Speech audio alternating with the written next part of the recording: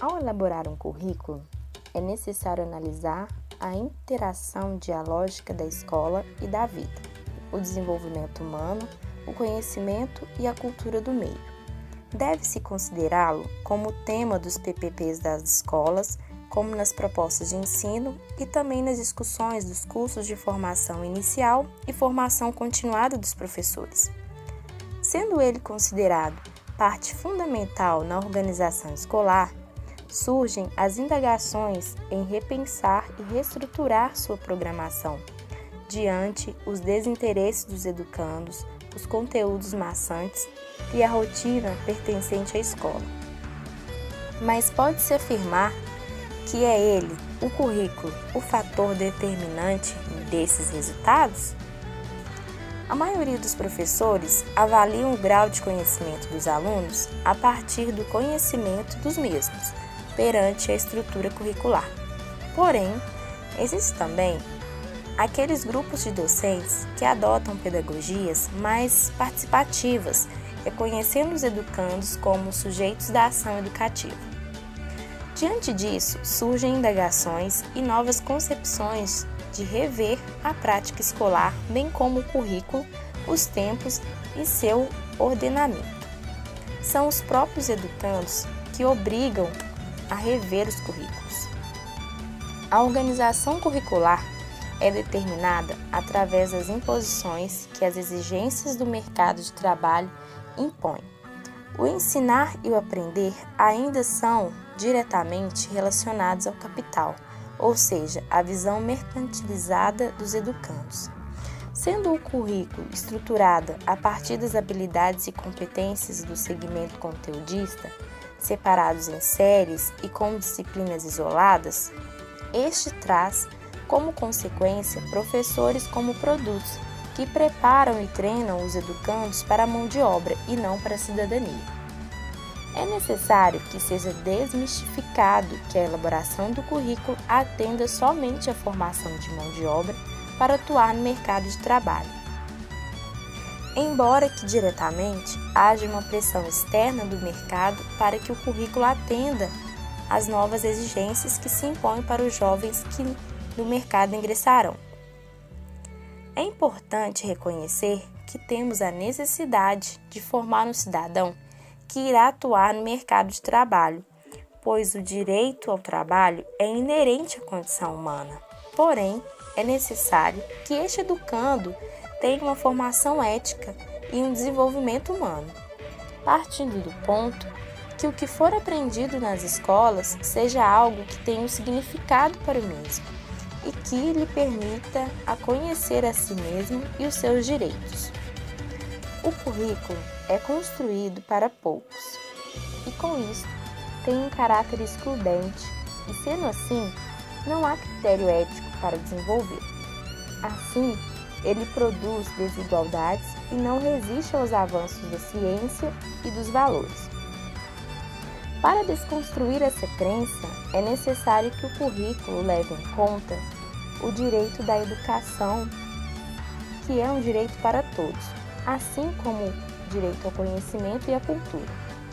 A reestruturação dos currículos deve ter por visão central os educandos, onde estes são vistos como aprendizes, como crianças e adolescentes, jovens ou adultos em processos de aprendizagem, igualmente capazes de aprender. Ver os educandos como aprendizes nos leva a ver-nos como profissionais dos processos de aprendizagem, da apreensão de significados.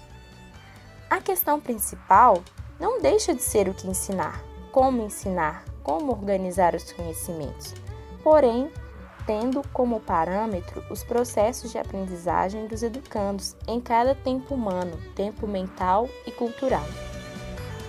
Neste ponto de vista, somos obrigados a repensar e superar as tradições lógicas centradas em uma suposta ordem precedente, hierarquizada e segmentada dos conhecimentos, e somos obrigados a perguntar-nos pela lógica em que toda mente humana aprende.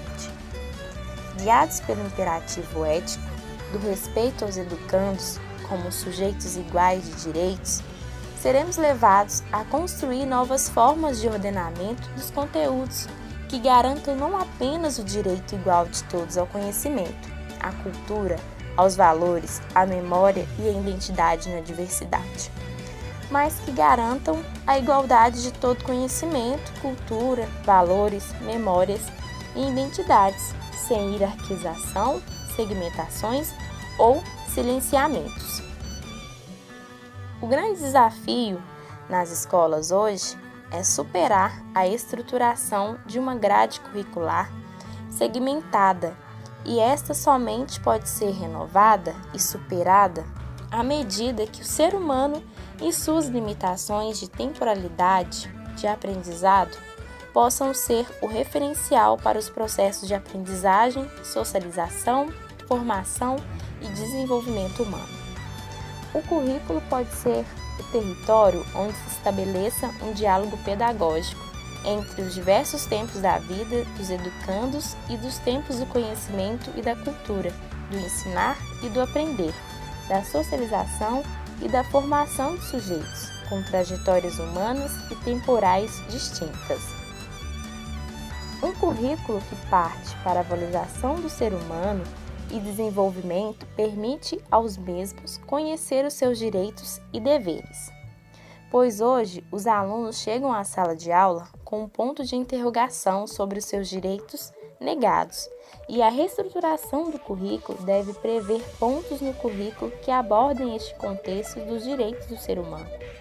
Pensar na reorientação curricular significará incorporar essas interrogações, tratá-las de maneira sistematizada, incorporar o conhecimento vivo do trabalho, dos movimentos sociais, da sobrevivência como conhecimento que interroga os saberes acumulados e sistematizados.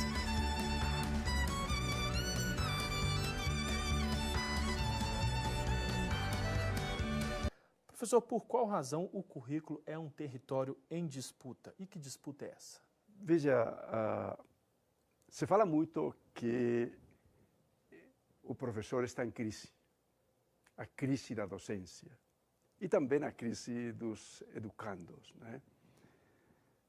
As salas de aula ficaram um território de disputa às vezes entre professor, alunos, tensões. Podemos fazer muitas análises sobre isso, porque de fato acontece. Eu não diria que os alunos não gostam do professor, da professora. O que às vezes não gostam é do que ensinamos, de nossas lições, ou seja, do currículo. Então, em realidade, o mal-estar, no meu entender, é sobre os conteúdos do currículo.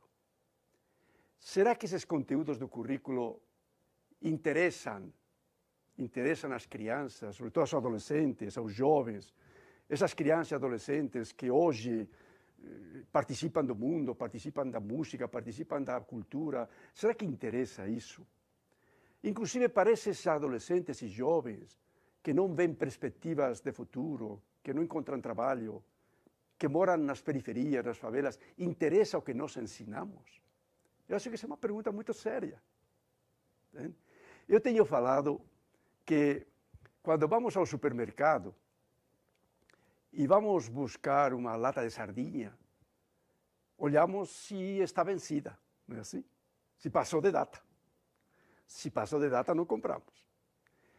Eu acho que nós esquecemos, professoras e professores, que também o conhecimento curricular passa de data, fica vencido.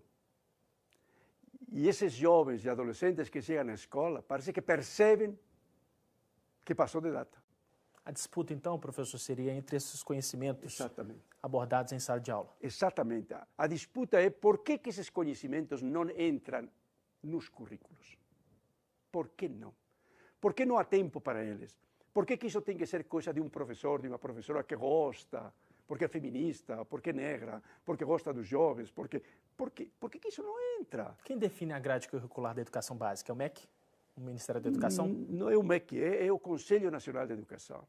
Hoje em dia, o Conselho Nacional de Educação está mais atento a tudo isso. Mais atento a tudo isso. Mas ainda a rigidez é muito grande. Quando falamos em grades curriculares, Sempre que falamos em grades, veja, o que estamos querendo dizer?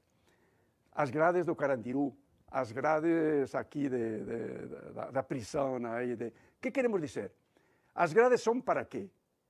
Para que o que está dentro não saia, para dar segurança ao que está dentro. Mas também para o que está fora que não entre serrote, não entre celular, não é verdade? O currículo, com suas grades, é a mesma coisa. Ele faz questão de que o que está dentro, consagrado como conhecimento, ainda que esteja ultrapassado, continue, que não saia. Mas há outra função, que o conhecimento vivo que chega com os próprios educandos, com os educadores, das questões da sociedade, que não penetre nas grades curriculares.